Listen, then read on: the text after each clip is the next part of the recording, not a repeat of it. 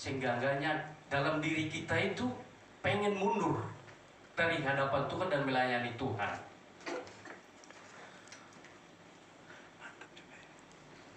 Perasaan tidak layak atau bisa dibilang tidak pantas melayani Tuhan sebenarnya timbul dari perasaan kita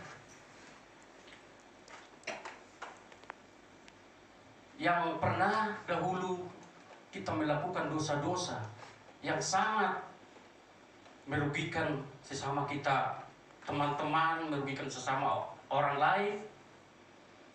Kita jangankan zaman dahulu, di kehidupan kita sehari-hari pun pasti banyak segala pergumulan, segala permasalahan. Kita berbuat yang tidak menyenangkan hati saudara-saudara, teman-teman, baik keluarga. Nah, itulah dosa. Nah, ketika kita dihadapkan dengan ambil bagian dalam pelayanan, pasti saudara pun harus pasti merasakan seperti demikian. Seperti saya sendiri. Kadang kalau saya melayani, baik MC, pemain musik, apa segala macam, langsung timbul di hati saya itu, bukan di hati saya, bukan saya yang berpikir, iblis langsung ngomong, kau, belagu kau, sok-sokan kau, kamu itu tidak layak, wah begini begitu. Pasti itu dalam tiba-tiba ada pikiran kita. Nah, itu yang membuat pelayan kita itu gimana ya saudara, jadi nggak mood, pengen keluar. Nah, di situ kadang kita melayani itu jadi ada nggak diurapi dengan berantakan. Seringkali saudara saya merasakan seperti itu. Tapi mungkin pasti saudara juga pasti karena kita ini,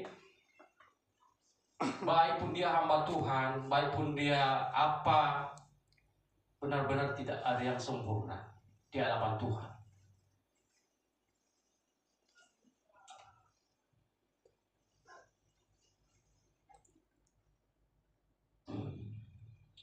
Mungkin karena kita melihat diri kita makhluk yang terbatas, manusia yang terbatas, sehingga seringkali timbul perasaan-perasaan untuk tidak layak untuk melayani Tuhan. Seakan-akan kita pengen menyerah, mengundurkan diri, mengingat semua masalah kita, pergumulan kita, baik itu masalah kita banyak pokoknya yang kita bikin dosa buat sesama kita manusia, sesama kita teman-teman. Saya sebenarnya sudah berapa puluh tahun, saudara yang kasih Tuhan, mungkin kalau dibilang kita bersama melayani dengan ibu nenek, perasaan saya itu gimana ya saudara yang dikasih Tuhan? Ya begitulah, banyak suka dan dukanya. Mungkin karena kita banyak permasalahan. Sampai hari ini juga saudara yang dikasih Tuhan, saya pelayanan begitu-begitu saja. Saya itu, makanya kadang dikasih kesempatan hari ini, pada malam hari ini dikasih kesempatan keluarga. Sebenarnya saya sangat menggebu-gebu. Tapi apa daya saudara yang dikasih Tuhan, kadang dalam pikiran saya, mau gimana saya berkhotbah, mau gimana saya jadi pendeta, hidup saya aja belum beres. Emang kita semua bukan makhluk yang sempurna di hadapan Tuhan, saudara yang dikasih Tuhan. Amin. Kita perlu belajar. Nah, di situ kita seperti, buat saya seperti apa kata makanya kita di saat kita berhadapan dengan situasi sebegitu, merasakan tidak layak untuk melayani Tuhan. Seperti kata Yakobus 4 ayat 14 sampai 15, kita baca bersama-sama saudara yang dikasih Tuhan.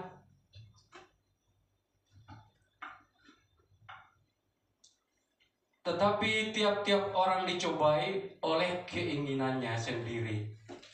Karena ia diseret dan dipikat olehnya, dan apabila keinginan itu telah dibuahi, dia melahirkan dosa. Dan apabila dosa itu sudah matang, ia melahirkan maut.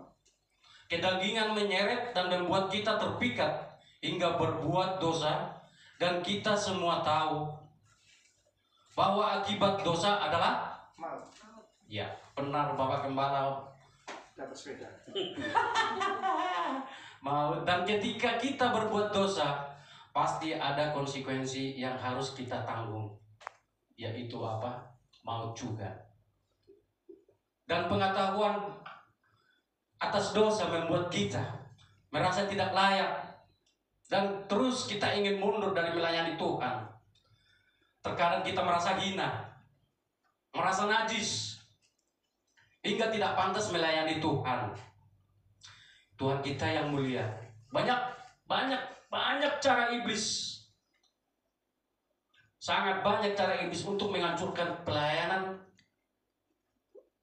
setiap kita yang ada di sini. Orang yang akan taat kepada Tuhan, banyak cara-cara iblis. Saudara yang dikasih Tuhan, saya bukannya untuk menceramai, tapi kita sama-sama belajar, saudara yang dikasih Tuhan. Hingga tidak pentas melayani Tuhan, tanpa kita sadari sebenarnya di saat kita melayani, sebenarnya si iblis sudah bekerja. Sudah bekerja, langsung mengoyak-ngoyak perasaan bersalah kita, supaya agar kita mundur dari setiap pelayanan kita ambil. Apapun itu, yang penting melayani Tuhan. Pokoknya iblis selalu bekerja. Tapi percaya saudara yang dikasih Tuhan, bahwa Roh Kudus juga sedang bekerja. Amin.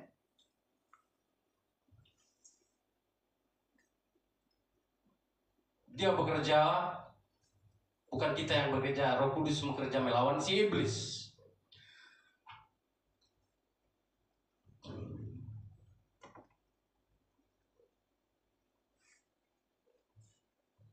Betapa luar biasa Roh Kudus dan Tuhan kita itu, saudara yang dikasih Tuhan. Di saat kita ingin benar-benar sungguh-sungguh melayani Tuhan, si iblis ini yang menjadi penghancur kita semua. Dan Roh Kudus itu mengingatkan kita untuk segera keluar dari perasaan bersalah itu tadi, dan mulai untuk melayani Tuhan. Amin. Seperti ada perumpamaan saudara yang dikasih Tuhan, ketika prajurit mau berperang, pasti dong ada strategi-strategi yang akan pemimpinnya yang dilakukan, entah itu mau menyerah, maju, atau dengan mundur.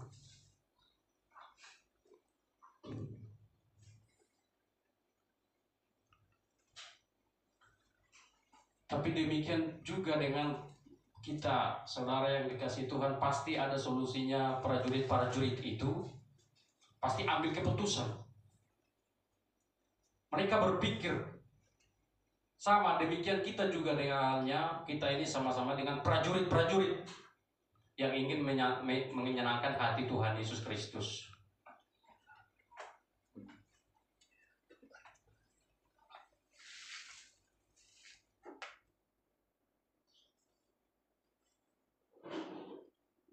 Mungkin segala cara untuk membuat kita ingin mundur, tapi jangan takut. Kita percaya harus bertahan dan maju, berperang menghadapi si iblis yang coba-coba mengoyak perasaan kita tadi, yang tidak merasa tidak layak, pengen mundur.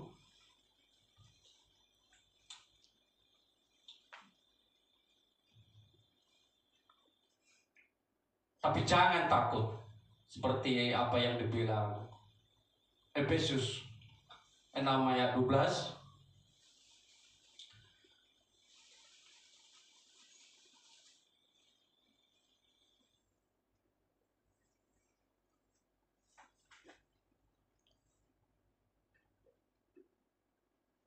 Tapi jangan takut, kita harus bertahan dan maju berperang. Karena perjuangan kita, saudara, bukanlah melawan darah dan daging, melainkan roh-roh jahat. Sehingga kita harus melawan roh-roh yang mengganggu kita.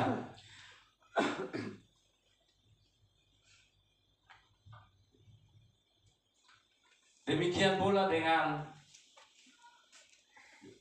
menurut strategi bertahan ini, kita bisa baca juga di Ibrani 10 ayat 23 sampai 25. Marilah kita teguh berpegang pada pengakuan tentang pengharapan kita, sebab Dia yang menjanjikan yang setia. Dan marilah kita saling memperhatikan, supaya kita saling mendorong dalam kasih dan dalam pekerjaan baik. Janganlah kita menjauhkan diri dari pertemuan-pertemuan ibadah kita, seperti dibiasakan oleh beberapa orang. Tetapi marilah kita saling menasihati dan semakin giat melakukannya menjelang hari Tuhan yang mendekat. Mari saudara, kita berpegang teguh pada firman Tuhan tadi, berpegang teguh pada pengharapan, karena Ia setia adalah satu cara kita bertahan dalam peperangan itu sendiri. Kita punya jaminan, yaitu panglima perang hebat dan perkasa. Dan karena Ia setia, Ia tidak akan pernah meninggalkan kita, saudara yang dikasihi Tuhan. Amin.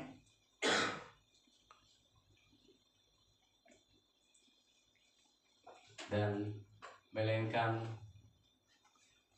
Bapa kita yang di surga itu yang menjadi pengganti untuk berperang demi kita. Amin. Dan ketekunan tersebut harus didukung oleh keikutsertaan kita dalam ibadah.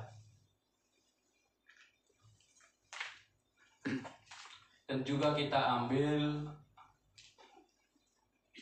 bagian dalam pekerjaan-pekerjaan Allah. Dan jangan pernah sekali-sekali pernah mendengarkan seperti itu tadi, firman Tuhan menguatkan saya.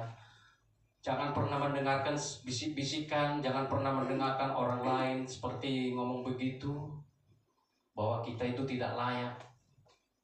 Seringkali, bukan bagaimanapun tetangga kita di luar apa kita, karena dilihat pengalaman dan masa lalu kita yang suram.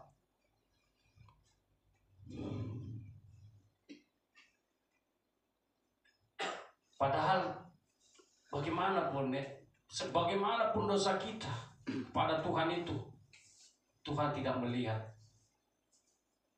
dengan perilaku kita yang tidak benar, tapi asal penting kita benar-benar datang buat Tuhan, minta ampun buat Tuhan, bersekutu buat Tuhan. Seperti Ibrani 10, kita buka bersama-sama ayat 38 sampai 39.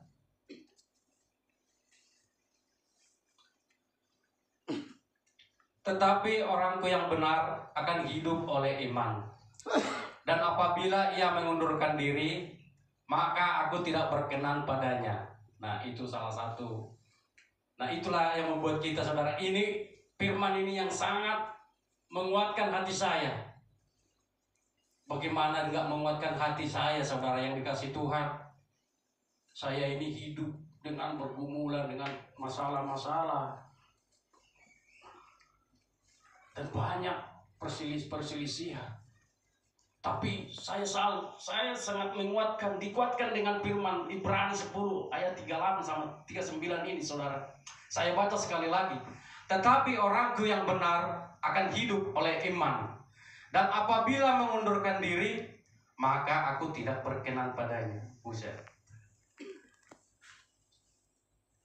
Tetapi kita bukanlah orang-orang yang mengundurkan diri dan binasa, tetapi orang-orang yang percaya dan beroleh hidup.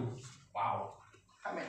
Tindakan mengundurkan diri ternyata membuat Allah tidak berkenan pada hidup kita, saudara yang dikasihi Tuhan. Buset.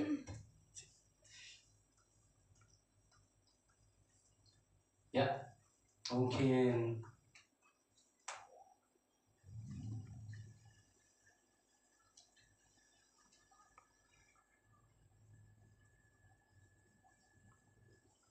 senjata kita itu sebenarnya itu dengan iman.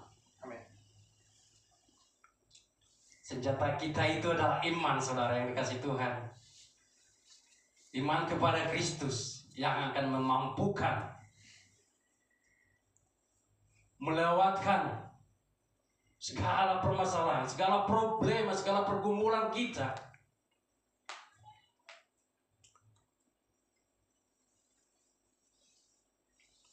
Karena dengan imanlah kita telah ditebus. Dan oleh iman kita memperoleh apa yang dijanjikan oleh Allah. Amin. Seperti kita buka juga, kalau pengen buka nggak apa-apa, kalau pengennya kita seperti Ibrani 10:36 tadi itu. Karena iman itu, Ibrani itu ya 10:36. Intinya saudara, tidak ada manusia yang benar-benar sempurna di mata Tuhan hingga dapat melayani Tuhan.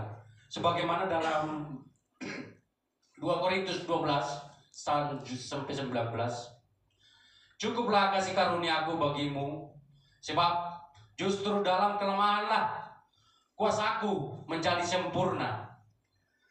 Nah, dalam kelemahan dan ketidakberdayaan kita, saudara yang dikasih Tuhan, kuasa Tuhan akan sempurna dan menyempurnakan setiap kekurangan kita hingga kita memperoleh hidup dan pelayanan kita bisa dengan lebih baik lagi buat Tuhan Yesus Kristus.